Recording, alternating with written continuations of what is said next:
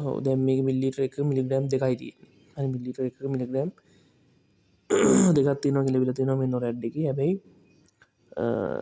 ඇත්තටම බැලුවොත් නොරැඩ් වල මේ මෙතන කන්සන්ට්‍රේෂන් එක ඇත්තටම බැලුවොත් නොරැඩ් මෙතන කියලා තියෙන්නේ 1 මිලිග්‍රෑම් තමයි තියෙන්නේ නොරැඩ්. හරි. මෙතන තියෙන්නේ 1 මිලිග්‍රෑම්. හරි. මෙතින් නොරැඩ්නිලින් ඇසිඩ් ටාර්ටරේට් තමයි 2 මිලිග්‍රෑම් තියෙන්නේ. හැබැයි equal to නොරැඩ් 1 මිලිග්‍රෑම්. හරි equal to නොරැඩ් 1 මිලිග්‍රෑම් තමයි මේකේ තියෙන්නේ. නොරැඩ් 1 මිලිග්‍රෑම්.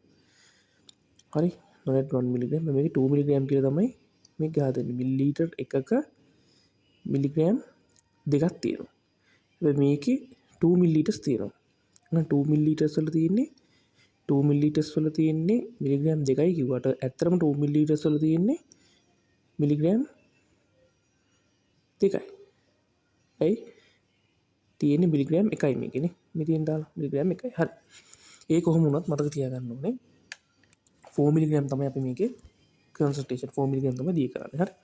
හරි අපි දැන් මැෂින් එක ඔහෙන් බැලුවොත් එහෙම දැන් ආයෙ අර කෙලින්ම අහන කන්සන්ට්‍රේෂන් එක. ඒක කන්සන්ට්‍රේෂන් එක අපි දෙන්නේ එතකොට අපි කන්සන්ට්‍රේෂන් එක දෙන්න ඕනේ අර 4 මිලිග්‍රෑම් in 50 cc කියන එක තමයි දෙන්න ඕනේ. 4 මිලිග්‍රෑම් in 50 cc. හරි. මේක හදන ක්‍රම දෙකක් තියෙනවා. එකක් මම පළවෙනි එක කියලා දෙන්නම්. දැන් ඒ කියන්නේ මිලිලීටර් එකක මිලිග්‍රෑම් කියන එකනේ. ඒ කියන්නේ මිලිලීටර් වල තියෙන මිලිග්‍රෑම්. ඉරෙන් යට එන්නේ මිලිලීටර්, ඉරෙන් උඩ එන්නේ මිලිග්‍රෑම්. හයිම එකක් මේක තියෙනවා බලමු. ඉරෙන් යට තියෙන්නේ මිලිලීටර්, ඉරෙන් උඩ එන්නේ මිලිග්‍රෑම්. හරි මේ තියෙන්නේ. එහෙනම් මිලිලීටර් එකකට මිලිග්‍රෑම් කියන එක. හරි. එහෙනම් අපි මේක සිලෙක්ට් කරගමු. හරි. එතකොට කන්සන්ට්‍රේෂන් එක අහනවා ඔන්න මිලිලීටර් එකක තියෙන මිලිග්‍රෑම්. මේක චුට්ටක් අමාරුයි හදාගන්න. මොකද නොරැඩ් වල අපි දැන් කිව්වා 50 cc එකක මිලිග්‍රෑම් 4ක් නම් එහෙනම් අපි මේක මැෂින් එකේ විදිහට අපි හදාගන්න ඕනේ මිලිලීටර් එකක තියෙන මිලිග්‍රෑම්. මිලිලීටර් එකක තියෙන මිලිග්‍රෑම්. එහෙනම් අපි කරන්න ඕනේ මිලිලීටර් 4 බෙදන්න ඕනේ 50න්. 4 බෙදුණා 50යි. එතන 4 50න් බෙදුවම උත්තරේ එන්නේ 4 බෙදීම 50 උත්තරේ එන්නේ මේක 0.08යි මිලිග්‍රෑම් 0.08යි. හරි. දැන් මේක චුට්ටක් අමාරුයි. පළවෙනි ක්‍රම පොඩ්ඩක් අමාරුයි. මම ලේසි ක්‍රම ඊළඟට කියලා දෙන්නම්.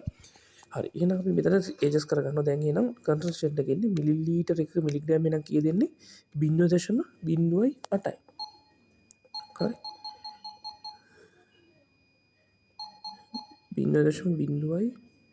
0.08ක් කියලා දාගන්න ඕනේ.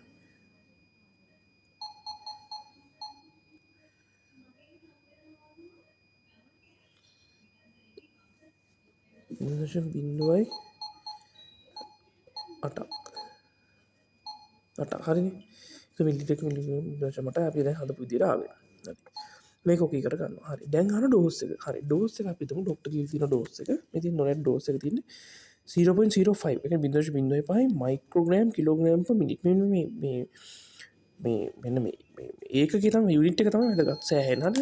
යුනිට් එක තමයි සෑහෙන වැදගත් වෙන්නේ. එහෙනම් 0.05 ඉතින් අපි මේක සිලෙක්ට් කරගන්න ඕනේ යුනිට් එක. හරි. ඒකේ මේ ඒකකේ මොකද්ද? Microgram kilogram minute. හරි. එහෙම එකක් තියෙනවා මෙතන. අනේ ඒක නෙමෙයි.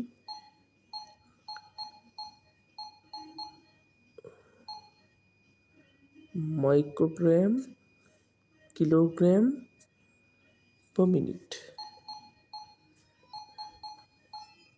අන්න හරි. Microgram kilogram per minute. මේකනේ මයික්‍රෝග්‍රෑම් කිලෝග්‍රෑම් per මිනිට්. හරි. මේක ඕකේ කරගන්නවා. අන්න එතකොට අහනවා බොඩි වේට් එක. මොකද බොඩි වේට් එක අරගෙන මතකනේ මේ ඉන්ෆියුෂන් chart එක. ඉන්ෆියුෂන් chart එකේ අපි යන්නේ මේ ඩෝස් එක යන්නේ බොඩි වේට් එකත් එක්ක. හරි. මම ගන්නවා මේ patient ගේ බොඩි වේට් එක කීයද 50යි කියලා. හරි. බොඩි වේට් එක 50යි. අන්න. බොඩි වේට් එක දාගේ 50යි. හරි. රයිට්. අපි මේක ඇඩ්ජස්ට් කරගමු. බොඩි වේට් එක 50යි. හරි. රයිට්.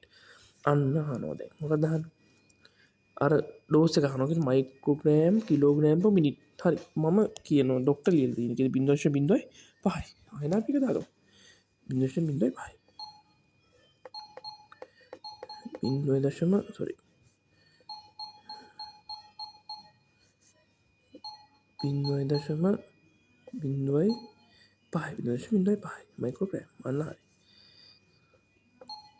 ඕකේ කරනවා මේ ආයෙත් අහන ලෝඩින් ඩෝස් හොයන්න කියලා නෑ.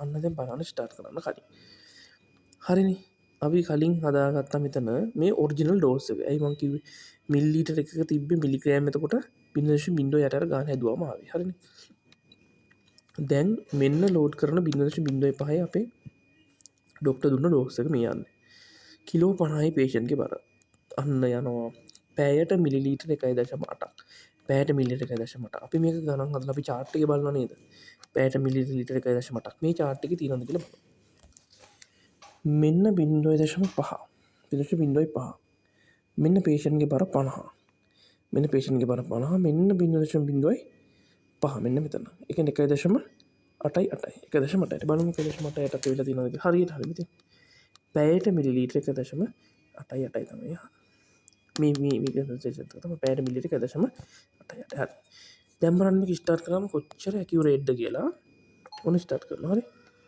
බලන්න මෙතන යන මයික්‍රෝග්‍රෑම් ප්‍රමාණය බලන්න කොච්චර ඇකියුරේට් එකක් තියෙනවද කියලා මේ බලන්න යන වේගය පේනවා ඇකියුරේට් ගොඩක් ඇකියුරේට් මේක රයිට් මේ එක ක්‍රමයක් හරි අනිත් ක්‍රමය මම ඊළඟට කියන්නම්